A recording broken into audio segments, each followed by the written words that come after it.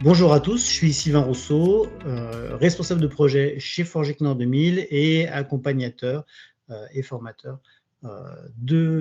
formateur tuteur en action de formation de situation de travail, et je me trouve avec Sébastien Moron de l'entreprise Terreal à Chagny en Bourgogne. Bonjour Sébastien. Bonjour Sylvain. Moi, je me présente aussi. Vas-y. Je me présente aussi, Sébastien Moron. Donc, ça fait 20 ans que je suis dans la tuile et briques, où j'ai commencé par opérateur de production. Je suis passé conducteur de production, où là, je dois gérer. Le rôle, c'est de conduire une ligne complète. Ensuite, je suis passé responsable d'équipe.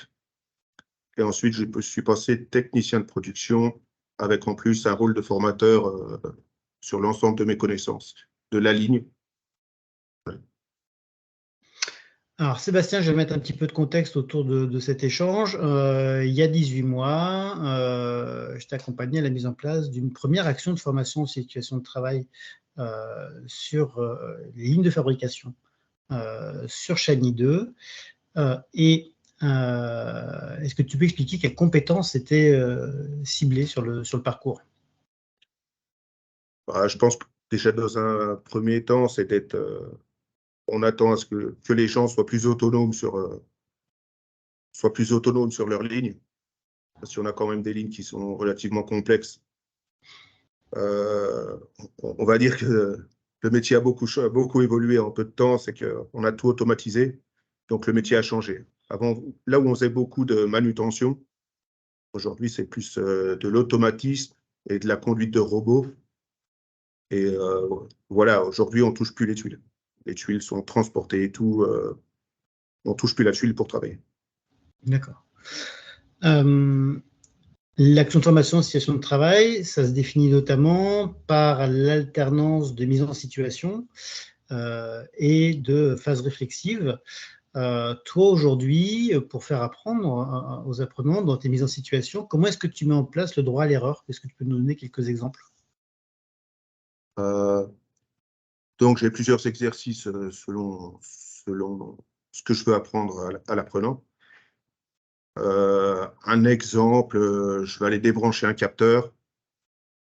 Je vais rester bien sûr tout le temps de l'exercice à côté de la personne, mais un petit peu en retrait. Et je vais lui dire, eh ben voilà, je te laisse la ligne.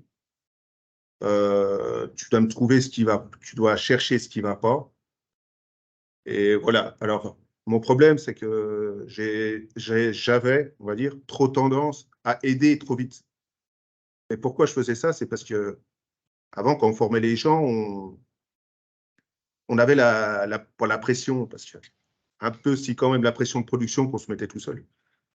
Aujourd'hui, étant donné que je suis détaché de la prod quand je fais mes exercices et qu'on nous laisse un peu plus porte ouverte, j'ai le temps de faire les choses. Et je pense que, voilà, pour reprendre l'exemple de la cellule débranchée, eh ben, ça peut être très facile, comme ça peut prendre un certain temps. J'ai pas de frein, personne ne me met des freins. Et du coup, effectivement, on est bien sur de la formation. Donc, le formateur tuteur, il doit avoir du temps pour pouvoir former, observer la mise en situation.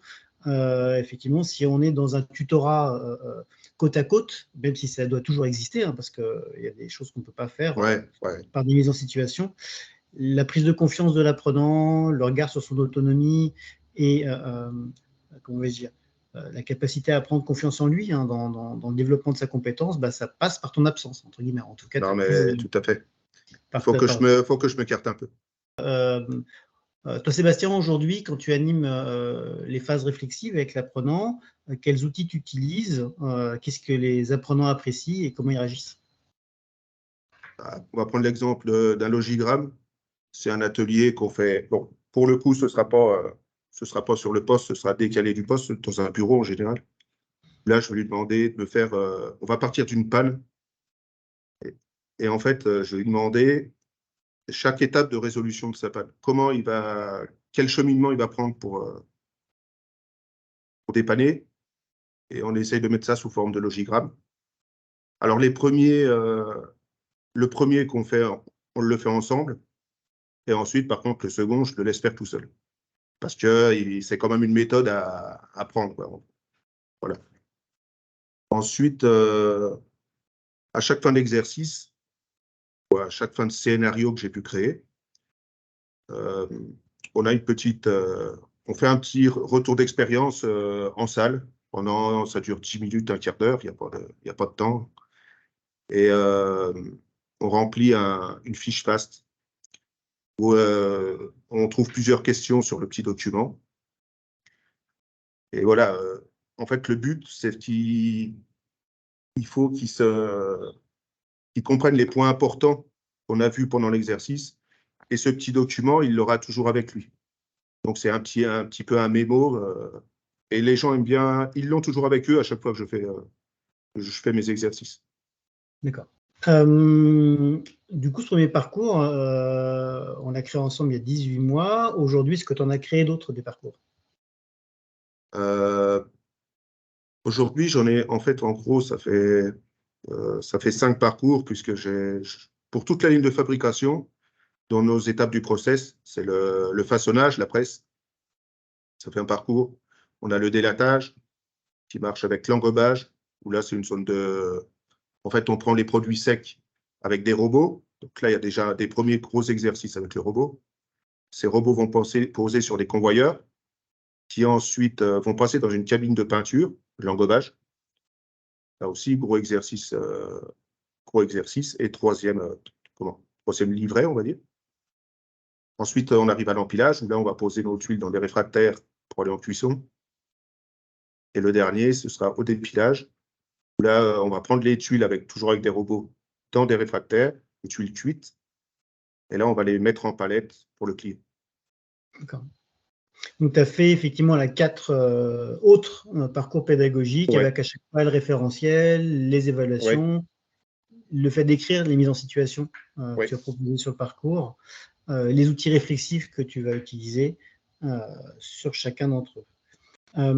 Est-ce que tu as une idée du nombre d'apprenants que tu as accompagnés en 1 an et demi? J'en ai 4 complets. 4 complets.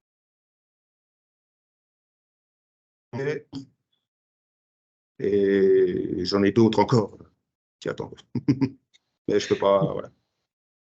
Aujourd'hui, ça représente combien de temps sur ton travail, le fait de former des collaborateurs? Je dois être pas loin du 50% de temps de travail. À savoir que j'ai quand même des zones où on est à entre 120 et 150 heures de formation. Les zones façonnage, par exemple, là, c'est très complexe et on a 70 produits. Là, ça va être très long puisque chaque produit va avoir son petit truc qu'il faut savoir. Et ça, c'est à eux de le découvrir. Je ne vais pas tout leur montrer non plus. D'accord. Toi, aujourd'hui, si on prend un petit peu de recul par rapport à la modalité d'une action de formation association de travail, qu'est-ce que ça t'a apporté? Déjà, de m'y retrouver dans ce que je leur ai appris. Parce que j'avais un problème, c'est que c'était tout... je n'avais rien de formalisé, on va dire. C'était toute la parole, et puis je disais à mes chefs, ouais, lui, il va bien, c'est bon, il faut l'embaucher. Ça va bien. J'avais rien pour prouver à mes chefs ou même pour prouver à l'apprenant. J'avais rien pour lui dire, ben voilà, ça, on l'a vu, tu aurais dû retenir ça. Aujourd'hui, étant donné que je suis, on va dire, un parcours de formation, je sais ce qu'on a vu et ce qu'il me reste à lui faire voir. Et ça me permet de surtout pas oublier des points importants du process. Donc, en gros, ouais, moi, c'est beaucoup de formalisation quand même. Merci Sébastien. Ben, c'est moi qui te remercie.